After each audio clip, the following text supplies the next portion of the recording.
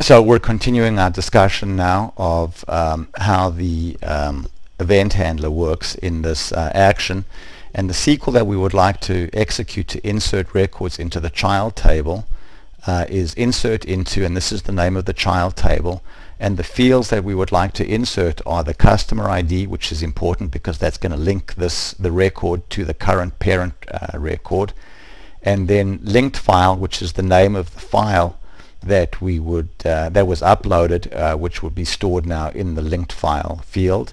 So here's our SQL, and you can see that our SQL uses arguments customer ID and file name.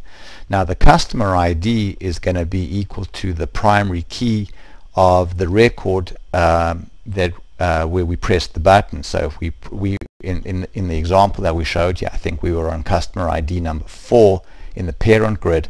So that information got passed back in this variable over here, and all the information that is passed back, you can see this documents everything that was passed back to you over here.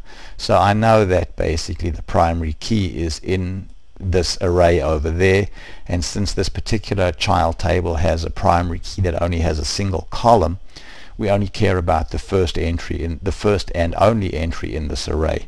So and we also know that the customer ID field in this table over here is a numeric field, so you can see we're calling the convert type function to convert the primary key into a numeric value, and then we're adding a new argument here called customer ID, which is equal to, in this particular case, 4, because that was the record that we clicked it on. So then we're going to loop through this array now of all the files that were uploaded. So you can see here that we get the data. This is the that was in the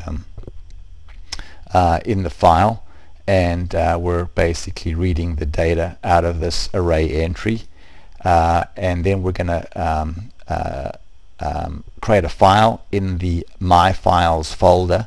This is going to be the file name of the file that we create, which is going to be the same file name that the user picked on the on his own machine. So if the user picked customerlist.pdf from then that we're going to be creating a file called c:/myfiles customerlist.pdf on the server. So this is a server-side file name. Then we're going to save that data that was uploaded into a file on disk. So now we've actually physically created a file on disk, and this now is the file name that we want to actually store in the field in the grid. We don't want to store the full file name, the fully qualified file name. We just want to store the short file name, which is the same as the file name that the user picked on their machine. And so now we populate our second argument, and here we go ahead and actually execute the SQL statement to insert the record into the child table. So after we've gone through all the entries in the loop, we've now created all of the child records in the child table, but the parent grid isn't going to actually display those records because the linked content has not yet been refreshed. So in the last action here, we send back some JavaScript by setting the e.javascript property, which is explained over here.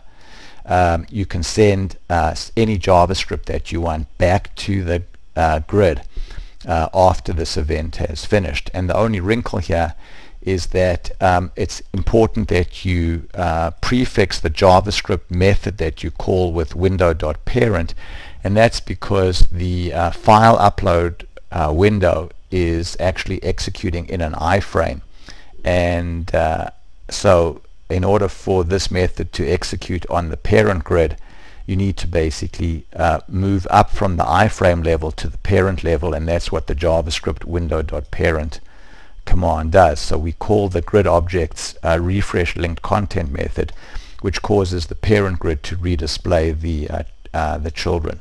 So that's how we got all of those new records to appear, and then in the final video we'll discuss how we actually did the file download button on the child grid.